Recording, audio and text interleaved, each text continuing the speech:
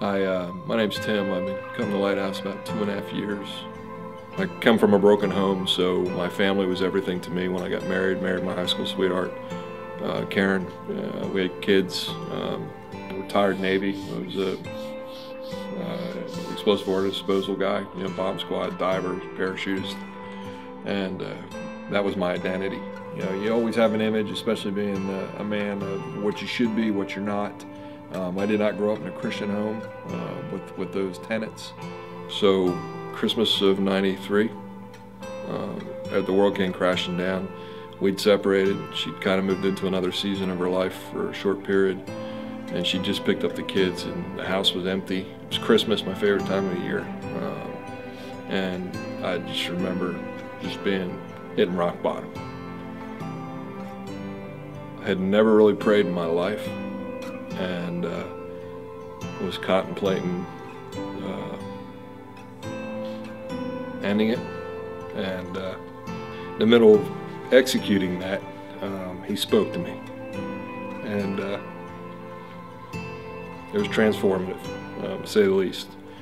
So I went through an intense about 1.5 years, walked solid with the Lord, but I didn't have Christian men around me.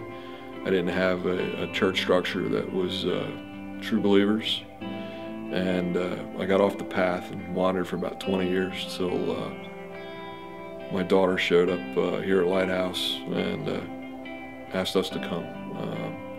In that period, I had this image of what a man should be. It was destroyed in that Christmas night. I knew what it should be. Down deep, I knew I wasn't living it. And the most crushing loss was not hearing God's voice in those years. It was just crushing. So when we showed up at the Lighthouse, listening to Sammy and others and seeing these men, for the first time in my life, I wanted that type of relationship. And thankfully,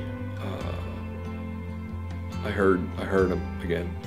He's always been there. We all know that, but I don't know how.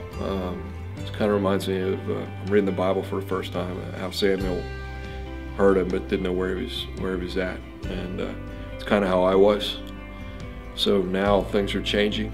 I'm understanding what it's to be for a man for the first time. I come from a rough background, so that's kind of humbling. He has a humbling presence. I'd rather be a lamb than a lion anymore, and trust in others instead of myself. I've wronged my family. That's the other painful thing in all this, is seeing the damage, looking back over almost 30 years to the children, and most importantly, the devastation. I look back that I wrecked on my wife's life. I just hope that one day she'll forgive me. We've talked about it and bashed her, but we'll get there.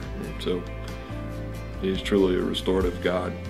He's relentless in His patience. Just gotta have faith. Thanks to Jesus, I've been made new.